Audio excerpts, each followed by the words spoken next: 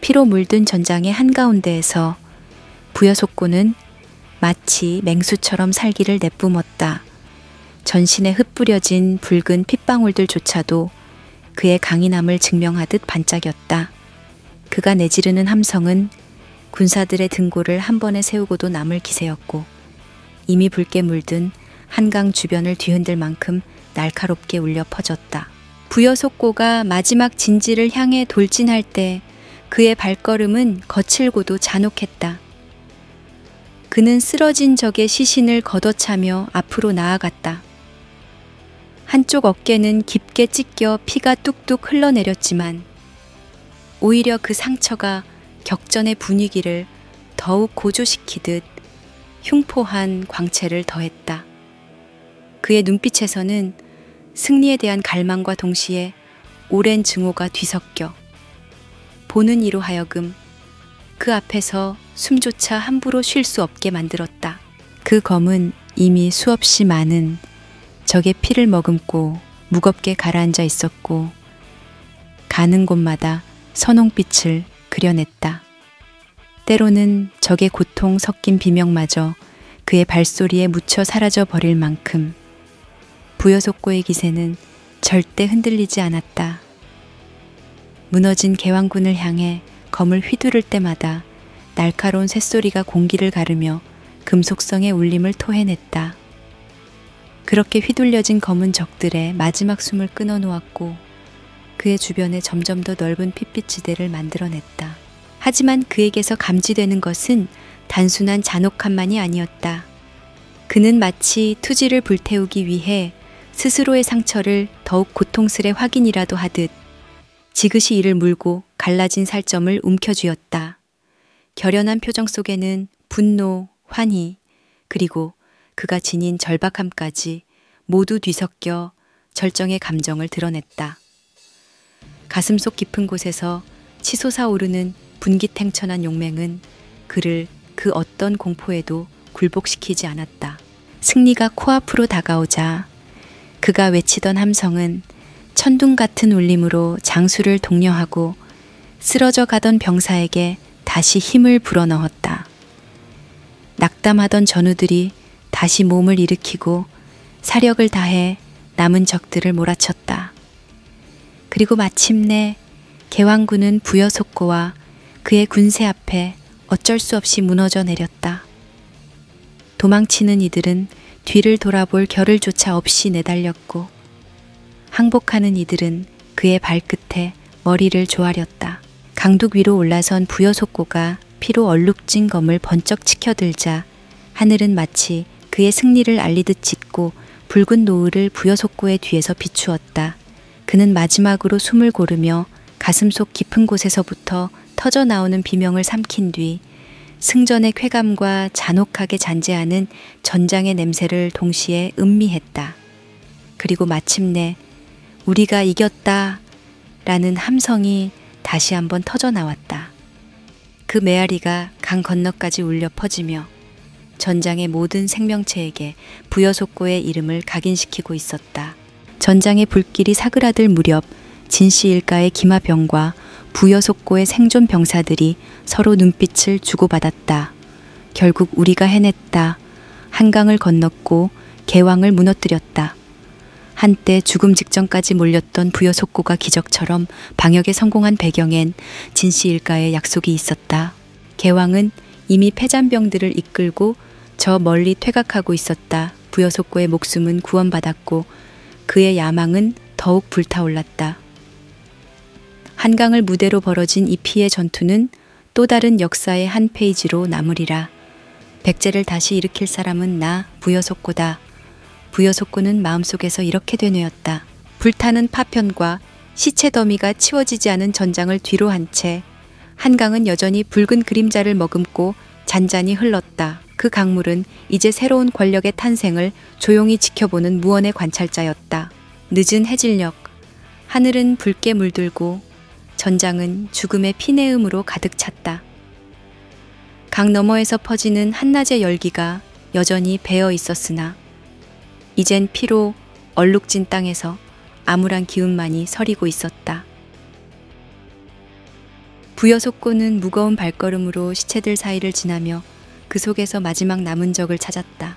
주위는 이미 개왕군의 폐잔병들로 뒤덮여 있었다. 고개 숙인 병사들, 끊임없이 흘러내리는 핏자국, 파손된 깃발들이 허공에 나부끼며 지옥도를 연출했다.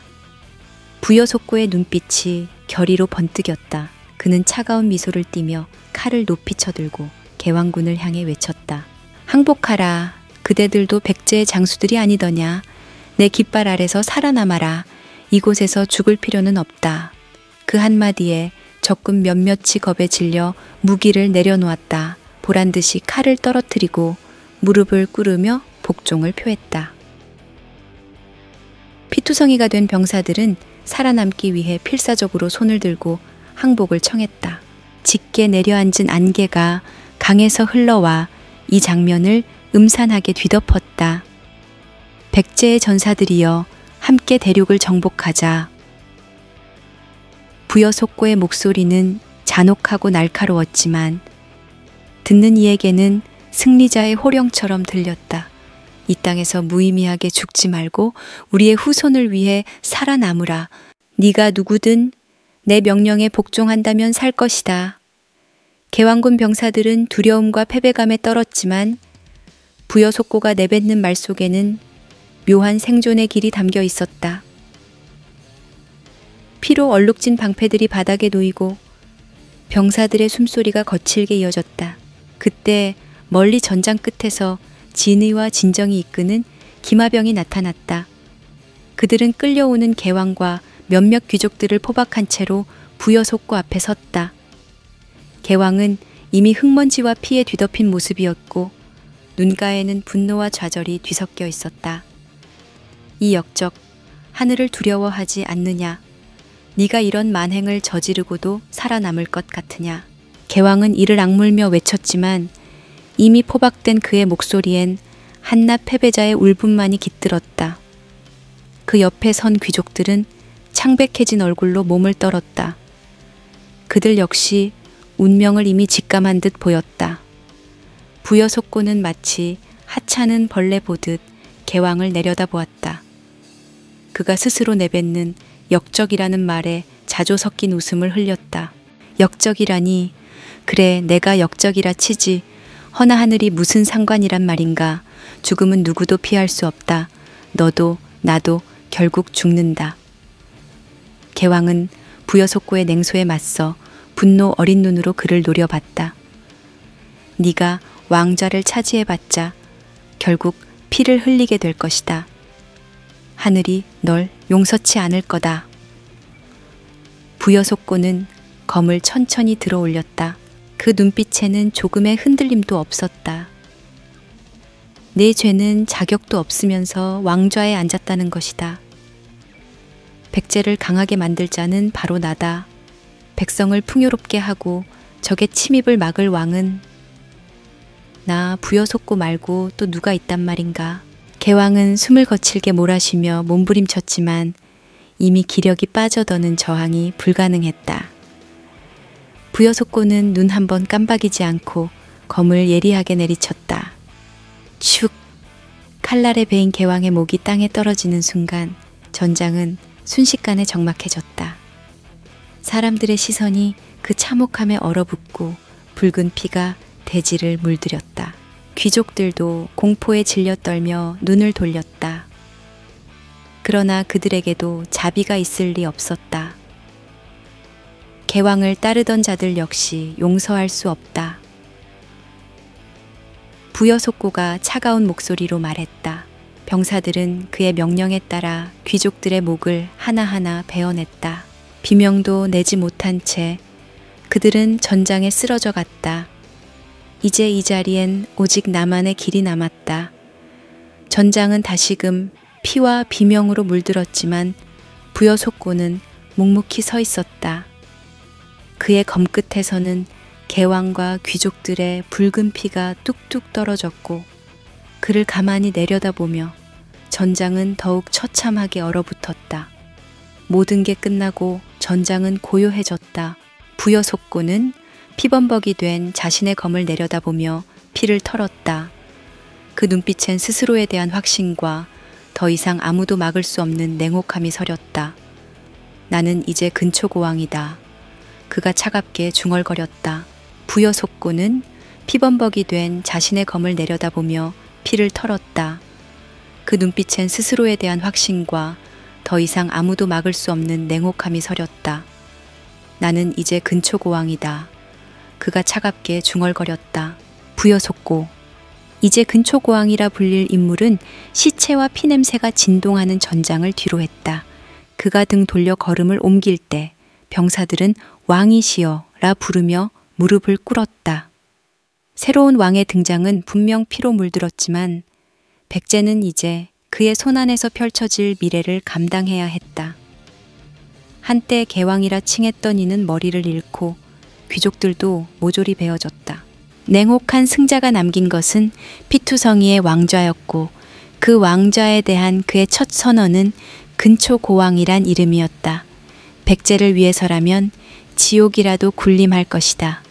산들바람이 부딪혔지만 이젠 그의 권력과 야망을 막기엔 역부족이었다. 마치 피의 강을 건넌 부여속고가 근초고왕으로 거듭나며 백제는 또 한 번 격변의 페이지를 열게 되었다. 근초고왕은 금빛으로 치장된 궁전 한가운데 앉아 있었다. 그를 둘러싼 화려한 문양과 세심하게 조각된 기둥들은 왕권의 위엄을 드러내려 했으나 정작 그의 눈에는 음습한 그림자가 어른거렸다. 왕좌에 오르긴 했으나 쿠데타라는 낙인이 그의 정통성을 끊임없이 흔들고 있었다. 그의 옆에는 진의의 딸이 고요한 얼굴로 앉아 있었다. 차분한 미소 속에서 날카로운 통찰이 번뜩이는 눈동자. 이 결혼은 단순한 동맹 이상의 의미였다. 근초고왕에게 진씨 일가는 곧 새로운 힘을 얻기 위한 지렛대나 다름없었다. 그 호족 가문과 손잡아야 도성을 잠식하는 구귀족들의 반발을 억누르고 왕권을 다질 수 있었다. 궁정의 신하들은 머리를 숙인 채 숨을 죽이고 있었다. 근초고왕의 목소리가 대궐 안에 울려 퍼졌다. 짐은 결코 백제를 약한 나라로 놔두지 않을 것이다. 그가 말끝을 높이자 비단으로 장식된 천장이 소리를 받아 웅장하게 반향했다. 신하들은 몸을 움츠렸고 왕의 눈빛이 이들을 하나하나 살피며 번뜩였다. 우리는 주변국의 동향에 휘둘려 자기 위상을 잃어버렸다. 이 땅의 백성들은 자기 왕이 누군지도 무엇을 위해 싸워야 하는지도 잊고 살았다. 그러나 이제 달라질 것이다. 백제는 오직 자기 힘으로 천하를 이끌 것이다. 한때 왕족 간의 싸움, 지방 호족들의 반발에 시달려 약해진 왕권. 그러나 근초고왕은 모든 것을 바꾸겠노라 결심한 듯 차가운 결의를 드러냈다. 그는 고개를 돌려 진정을 불러들였다. 이번 쿠데타의 1등 공신으로 꼽히는 인물